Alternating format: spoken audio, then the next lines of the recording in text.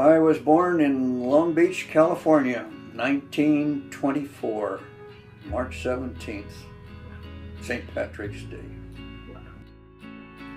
So my father was 17 years old, and he said, what's a kid in Michigan to do at 17 years old in those days? Well, he ended up joining the Navy. They let him come in at 17. Sent him down to Florida. He ended up as an observer in a plane looking for submarines off the coast of Florida. One day the plane was flying pretty low, close to land, and they hit an air pocket, and down went the plane, and he went right through the bottom of the plane, killed the pilot, and they rescued him.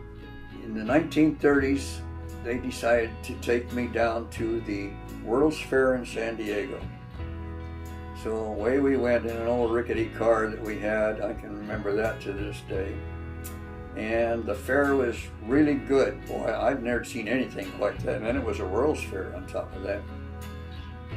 It started turning dark, and I started looking around, and boy, here was colored lights on the buildings, in the buildings, on the trees, in the water, colored lights. I don't know, something went boing, and I could hardly wait to get home to see if I could get colored lights around our fish pond.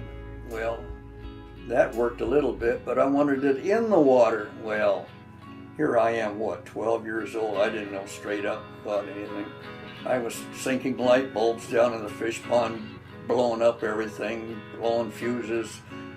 I got shocked a couple times, but nothing worked because, that just wasn't the answer. There was no answer. Went to school and they said, what do you want to do? What do you want to do when you grow up? He says, colored lights. They looked at, what? I said, colored lights.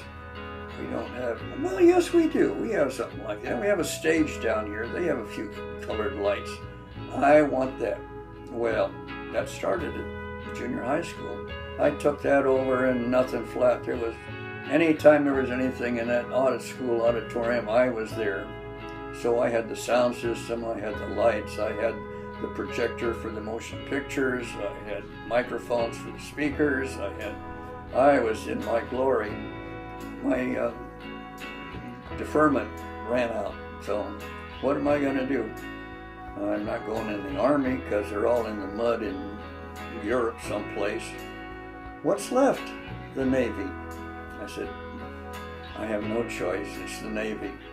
So here was all this mail coming in, and we knew where U.S. Navy number 225 was. Okay, so we'd bundle it all up, that mail, and off it'd go. Maybe the second port instead of the first. Well, the captain of the ship didn't know what those numbers meant either, until he was told. Sure, I was right there, right at the harbor for over a year and a half. We were watching them try to raise the thing to those that were wrecked in the docks that were there. They had to raise them or blow them up or get rid of them. They needed the room. Dry docks that were exploded open, they had to fix all of those. I was right there on top of it all. Oh yeah. So they hadn't done very much by the time we got there. Stuff was still smoking, some of it. So yeah, they were hauling people off, and the ships that were sunk. My God, we saw trailer loads of them being hauled ashore that didn't make it. Oh, it was bad news, The buildings around us were pretty well bombed out. Everything was temporary. People flooding into Pearl Harbor. That was the outpost at the time. But by 45, it was all calmed down. It was back to normal. By the way, when I was in Pearl Harbor, I had some time off.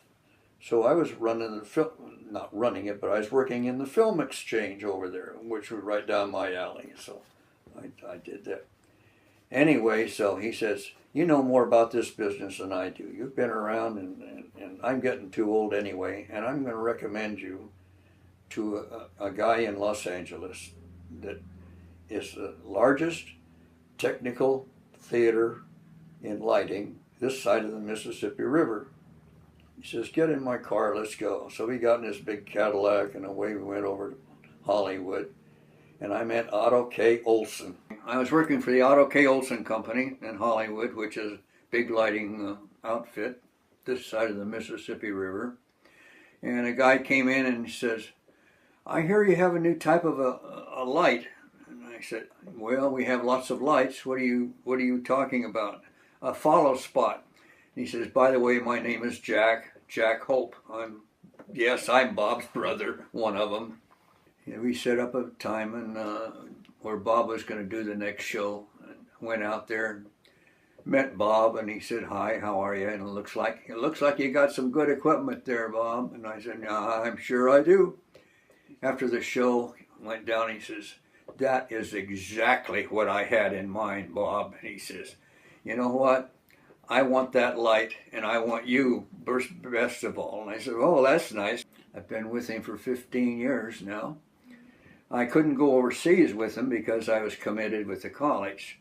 But they didn't need me anyway because they did shows during the daytime. They didn't dare do a show at night. And with troops, it's all on the ground outside anyway. With, 2,000 or 3,000 troops out there all want to see Bob Hope. And I told them what I was doing in college. They said, well, we have so much business. There's a new thing called television coming in, and we don't have enough people to supply that know anything. He says, we'd like to have you recommend a couple of your students to us. They called and wanted 3 men right away to come over and interview. I sent my 3 over. Boy, were they surprised. They said, these guys know what they're doing. They hired them, they're happy as a lark. And they said, you send anybody over you think is capable. What are some of your happiest memories? Getting my students involved over there and seeing they were worthless sitting on the curb and after summer vacation there. They had no idea what they were going to do in their life. And here they are 2 years later making big money.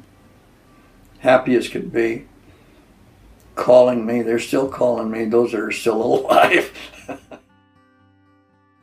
No, I think I've done just about all of it. I'd like to do it longer and more. I am getting a little tired of it. It's been my life all this time.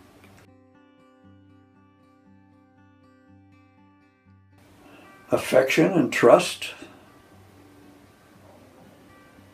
Trying to make each other happy. Trust for one thing, I'm sure.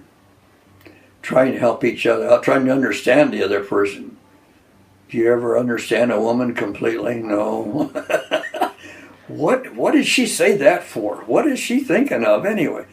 I can't even think that way at times. But I said, okay, you're a girl, I understand, I think. Can you explain it? And she says, no, I can't explain it. So.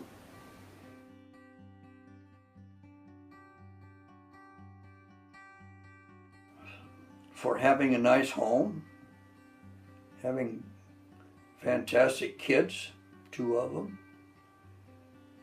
She has 5 kids from her other marriage. They are fantastic people. So we have a great relationship with them. Yeah, they're on the phone all the time. They're always coming by, and we're going to see them. And yeah, oh yeah, we have a very good relationship. But I think that's one of the things I kind of wanted other people to know, how much I appreciate them, what I've done for them, and maybe other people will say, oh, that guy was an all right guy. I don't think they have too many bad things they would ever say about me that I know of anyway. I never went out of my way to make enemies, never did that I know of. We've done all right.